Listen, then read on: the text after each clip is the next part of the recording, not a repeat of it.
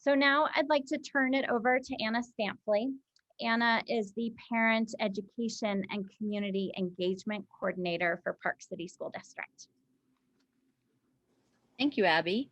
And thank you all for coming into this meeting this morning to have a conversation with your Parley's Park principal. I moved to Park City 3.5 years ago. Actually, I was thinking last night, just this week, 3.5 years ago. And even though now I consider myself a full Utahn, I was new back 3.5 years ago. And we moved from New York, Scarsdale, New York, with my husband, my 2 dogs, and our 4 children. And moving into a new district, which was structured very differently from the one that I had taken my children out of. I had a junior at the high school. He was going to be a junior at the high school. I had a 9th grader who was going to Treasure Mountain Junior High School, which was different from where I had moved from. I had a 7th grader going into Ecker, and I had a 5th grader who was actually entering Parley's Park Elementary School. So moving into this new neighborhood, I myself needed to figure out how to navigate it for my children. Do I go to the school? Where do I bring my forms? How do I help my child register? Dr. Gilday, coming in as superintendent, and the school board heard the community when they said, and I was part of that community, when they said, we need someone at the school district who can answer our questions, who can guide us through these processes and procedures, who can help us navigate the school district on behalf of our children. And that's where my position came to be. I look forward to answering your questions today. And in the future, my information will go up, I believe, at the end of this meeting so that you can take that down.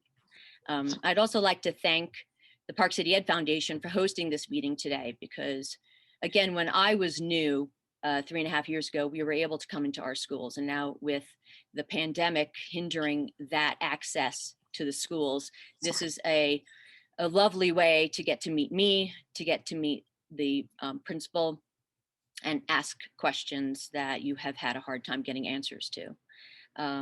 As you submit questions into the chat, just please be guided by the thought that we want everyone in the audience to benefit from the answers. So if you have any specific questions about your child, please save those for another time and email them to either myself or Principal Houck. I'd also like to thank Dr. Gilday for joining us this morning. And now, without further ado, I would like to introduce Principal Houck. Well, good morning. When I was first approached about this, I said, well, I'm not really that interesting. I'm not sure what everybody's going to gain for this, but Parley's, as all of our schools, are so deeply embedded into the community. And we cannot do what we do without your support as donors, without PCEF, an amazing district office and superintendent, and Dr. Gilday. So I am happy, and I'll give the same disclaimer that you can reach out to me anytime. You don't need to have a kid in the school. You're a member of our community, and I want to serve this community as well as I can. And so please always reach out, and happy to answer any questions.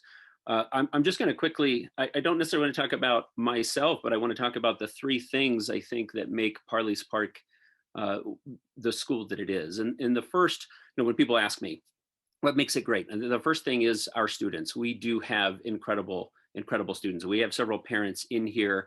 You know what your kids do each day, and you know what their classmates do each day. I am very impressed and proud. They're talented, they're caring, they're creative, intelligent. They love coming to school. It's one of my favorite things to be out on duty each morning, see them get out of the car and smiles on their faces. And you can see the smiles in their eyes, even if you can through the masks. But they run into school and they're happy to be here. And that's why I am here, right? That's why all of us are here, because of the kids. The second thing is our strong parent community support. We do have amazing parents, and I can ask and we can ask for anything, and it will be done. It will be done tenfold. Our parents love our school. They support our faculty and staff and our kids in any way that they can. And that's a special component of Parley's. This year has been difficult because I would see anywhere up to 20 volunteers in a week's time coming into Parley's to help with small groups, to help with projects. So we've missed that, but I know that we'll continue to to move forward with that, hopefully next year. And have that opportunity to work so closely with our parents. But that's the second thing that makes us great. And the third thing I think is our philosophy and our programming. And this is all of Park City School District, not just here at Parley's. But we believe that who you are is as important as what you know as a student. It's about being a part of something greater than yourselves. And yes, high academic expectations, 100%. But we have those high emotional, social, behavioral expectations as well. And I think that is something that is important here, and it's something that our kids rise to. We have daily morning meetings and circles, and we understand that by investing in each student individually, personally, that they will then respond, stand up, and rise up to high levels academically. And so that's something else that I'm very proud about. And if you look at the programming side, not just our philosophy, but the programming side, we have a makerspace, we have a greenhouse, we have dance, we have I think the highest, I'm not using it right, but our art program, we have an art teacher 4 days a week, which is not rare in Utah, and is not rare. It is rare, excuse me, in Utah, and it's rare even here. We're very, very fortunate to have this programming, and that comes through partners like you, through PCEF, of course, but also our PTA. PCEF supports us. We have our greenhouse is staffed 2 days a week, and so I know many of you give to more than one nonprofit, and we appreciate that. But those are the three things I think that really set Parley's apart. And if I can just very briefly, I think I got a minute maybe at our time. Just I was asked many years ago about a mentor or by a mentor. He said, Daren, what do you value? What do you believe in? He's like, that's your homework assignment for our next meeting. And I went home and I spent the week thinking about it. And, when you start talking about what you believe in, you pontificate, your chest sticks out a little bit. And he called me the day before a meeting. He said, Daren, I want you to bring your checkbook. He was my mentor. I trusted him. I was like, okay, I'm going to bring my checkbook. So he asked me at the beginning of our meeting, Daren, what do you believe in?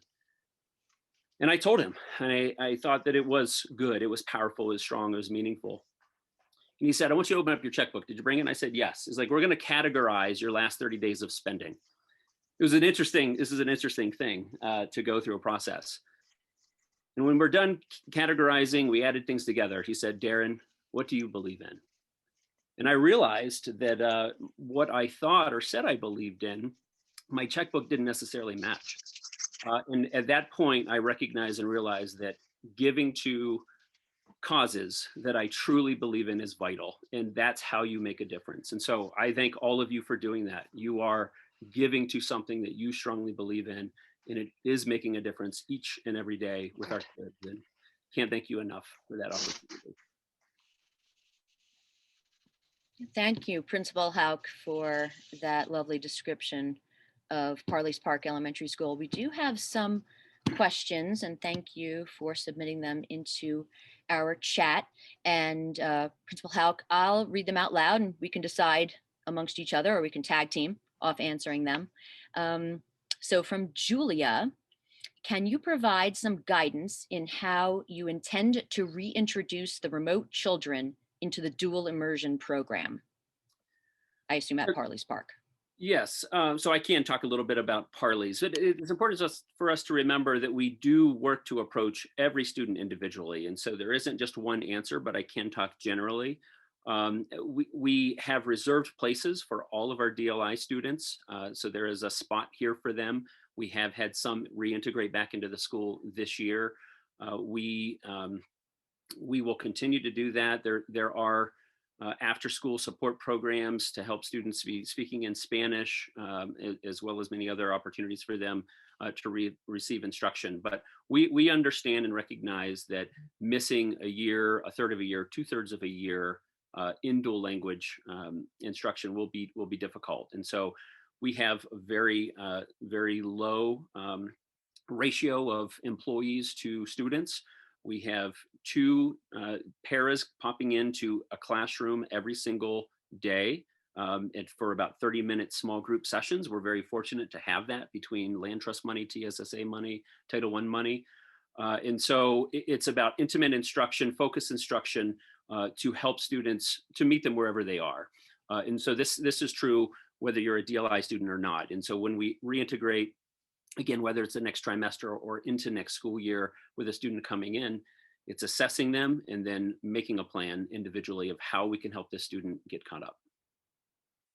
Also, I do want to add, and thank you, Principal Houck, that if you call the district office and contact me, I can direct you to the director of dual immersion, who can answer your question more specifically or more generally about the dual immersion program itself and how it will look infusing remote children back into schools.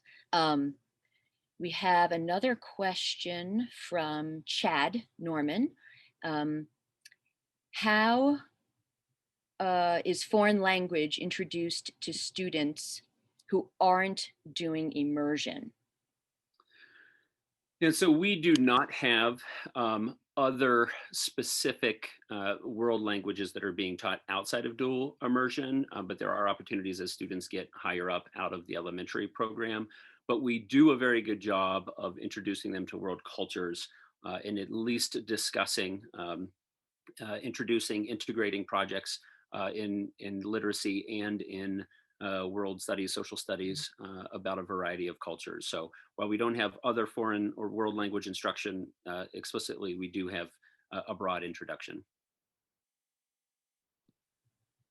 From Christine Eschenfelder, how can we best support teachers this fall, actually, and before that, this spring? Christine, you've done a great job of supporting our teachers. Thank you for being such a workhorse and a support for our faculty and staff.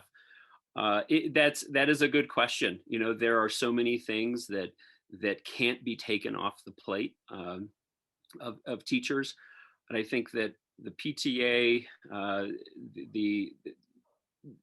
giving to Class Wallet is probably the biggest thing that can happen. Classroom Wallet is a platform that allows donors, whether it comes from a parent or comes from the PTA, to fund teachers' supply accounts, because the amount of money that is being spent this year, because we need more individual of everything, right? You know, every student needs their own material basket, and I think that is one area, one way practically that you can do and you can contact the district office or myself. I can set you up with the finance office if you have an interest in that. The other piece is just ongoing verbal support, letters, emails, phone calls. Just let our teachers know how unbelievably appreciative you are. And I also see this, Jay and Hillary are here too. You've done such an amazing job as well of just communicating to our families and our parents, and letting them know that, and they need to hear it every single day. So anything that you can say is helpful. I see there is a question about vaccines, but Dr. Gilday did answer that question in our chat.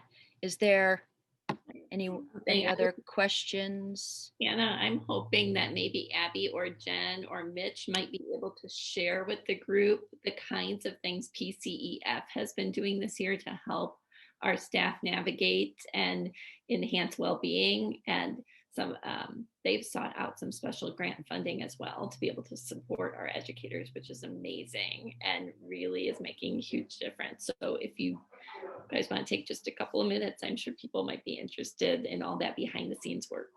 Sure, thank you.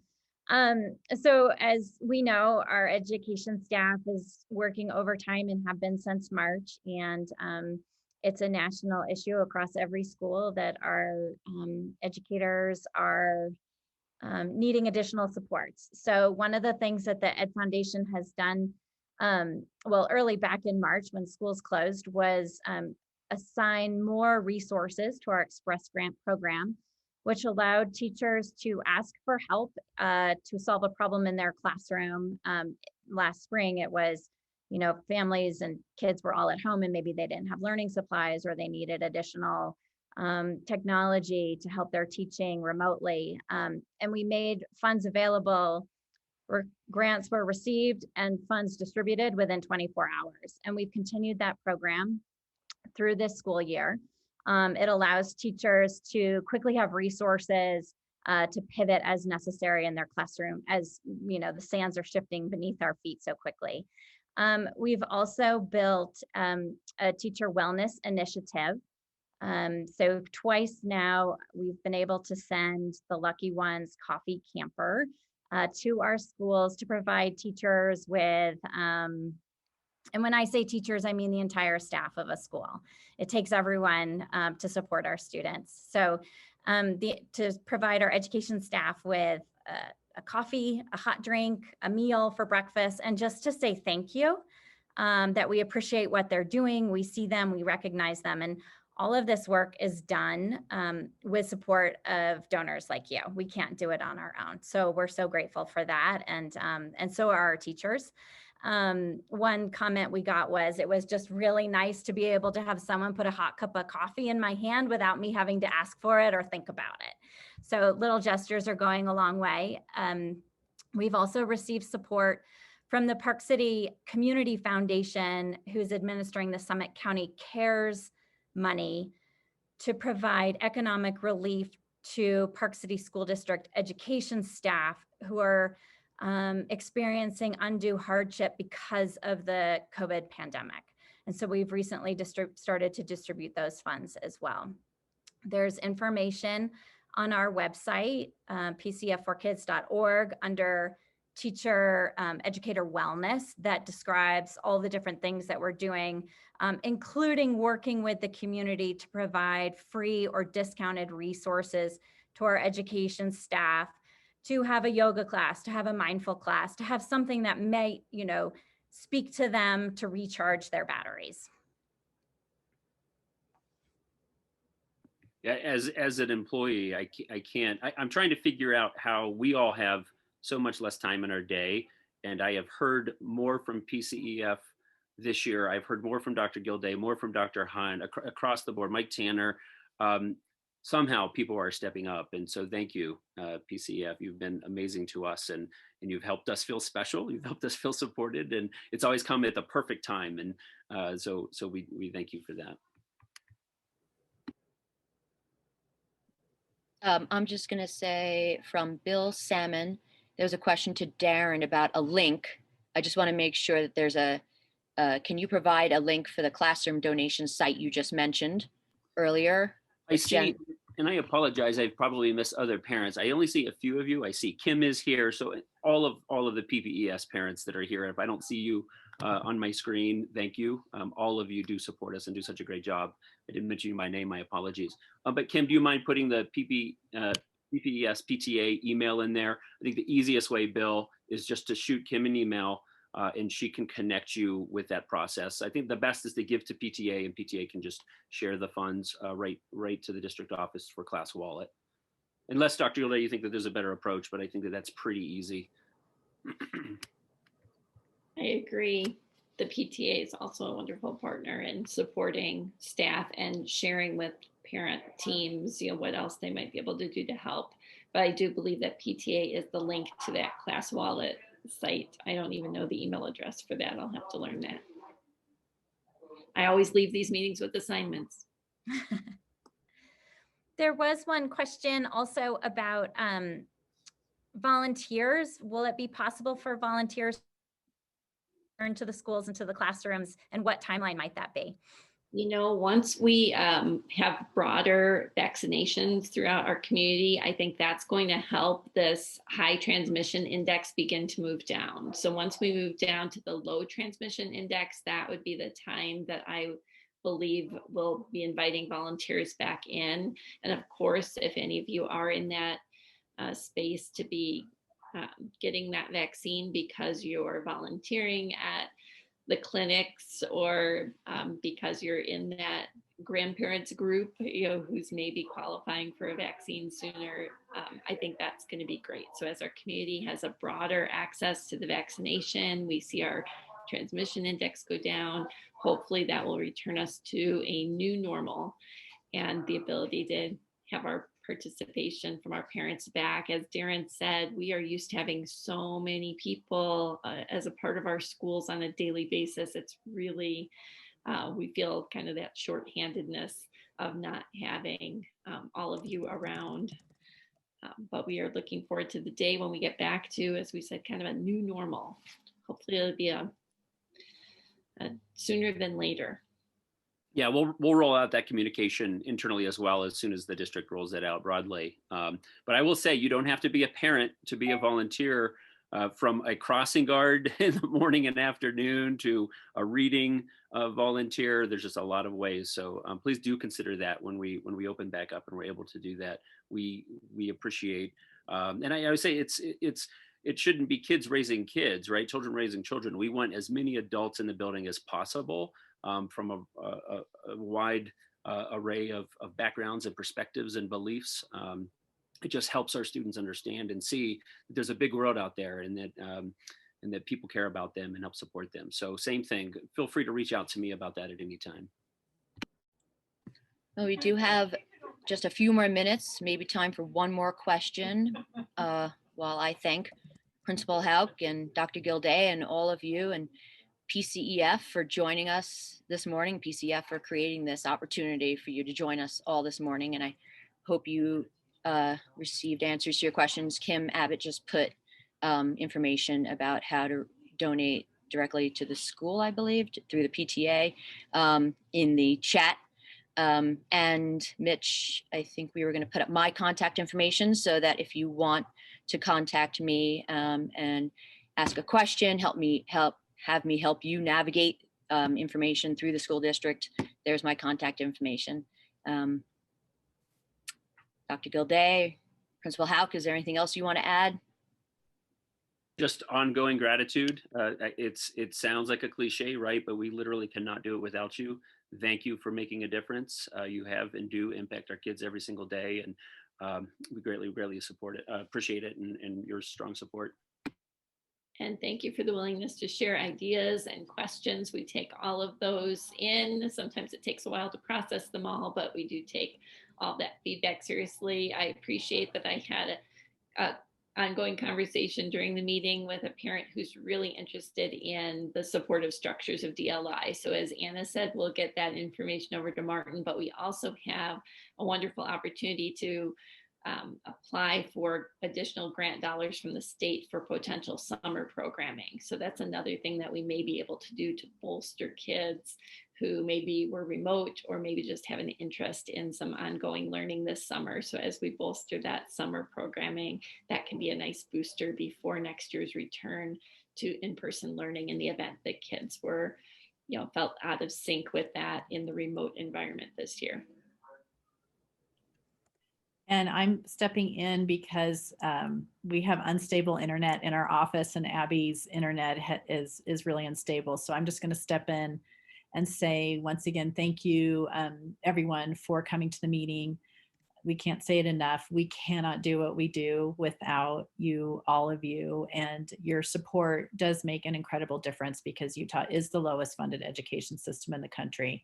And most of our state collected tax dollars go to other districts. So we can't do it without you. Lots of websites there for you to support students and teachers.